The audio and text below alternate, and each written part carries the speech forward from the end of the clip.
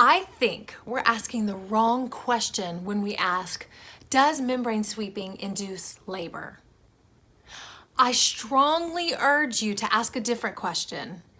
Is membrane sweeping necessary for me to have my baby? Hey mamas, it's your Cajun Stork here, Midwife Kyra. As you know, I believe in truly natural birth because I know it makes for better birth experiences. Consider following my advice and subscribing to my channel because I know you're gonna believe in it too. So speaking of truly natural birth, if you've never heard this term before, what this means is birth uninhibited.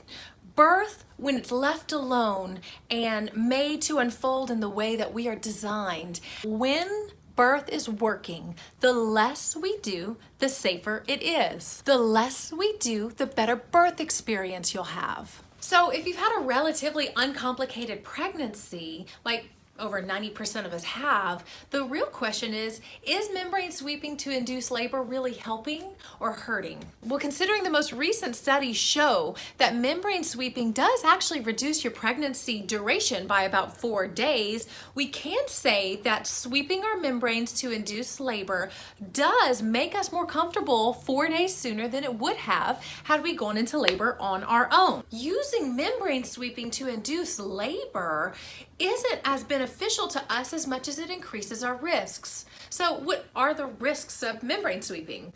Well, if you go on my Facebook page, I reposted a video this week from another midwife who just completely nailed a visual of what membrane sweeping looks like using a fruit. It's actually really incredible. And there are not only 100,000 views on this video, but there are over 1,000 comments today of women describing membrane sweeping. And I can tell you from reading all of those comments that the #1 risk of membrane sweeping is the pain associated with it. Now, in my practice, I can think of only a couple of times that my mothers have complained of pain during membrane sweeping. Usually it's just a lot of pressure, but as a midwife, I'm not very aggressive with my membrane sweeping because keep in mind, this is not a usual tool that a midwife uses in her toolbox to try and get moms to hurry up and have their baby.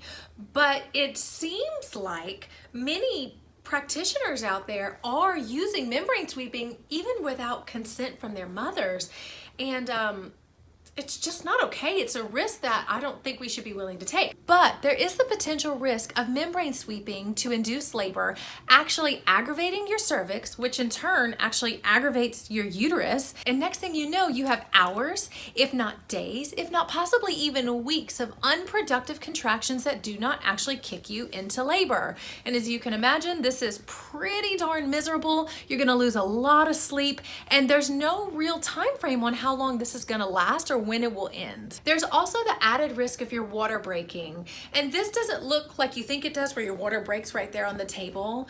It's within a 24-hour window of the vaginal exam with a membrane sweep used to induce labor that your water will break. And the key to knowing it was probably from the vaginal exam is that you won't kick into labor on your own. And thus you end up in the hospital needing to be induced and applying interventions to your labor that may not have been necessary otherwise had you not had that membrane sweep. And last, but certainly not least, why are you trying to be induced? You really have to ask yourself this, because the normal pregnancy lasts up to 2 weeks after your due date.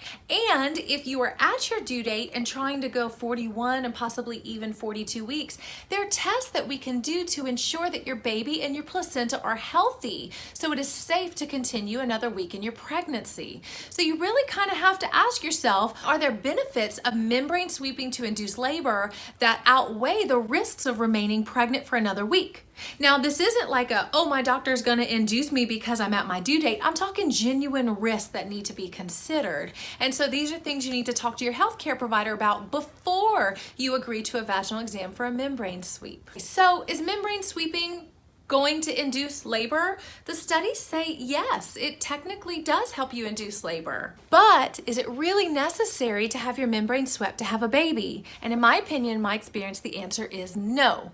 However, if you don't have a midwife like me in your back pocket to help you navigate whether or not this is the right option for your pregnancy, where the benefits of the membrane sweep to induce labor outweigh the potential risks of the membrane sweep, I encourage you to hire a birth doula. They are a great tool to have in your back pocket to help you navigate if this is the right option for you. And also, I've noticed in a lot of comments lately about membrane sweeping that it's being done without moms even giving verbal consent. So one of the best ways to avoid this is to refuse vaginal exams during pregnancy unless they're medically necessary. And so I made this video, and I'm gonna post it right here, about vaginal exams during pregnancy and how they're actually the very first risk applied to your pregnancy, and in most cases they're not necessary. Did you ever have your membrane sweeped? And if you did you give consent? Did it hurt? I want to know. Share in the comments below. Thank you guys for watching, and I'll see you next Midwife Monday. Bye-bye.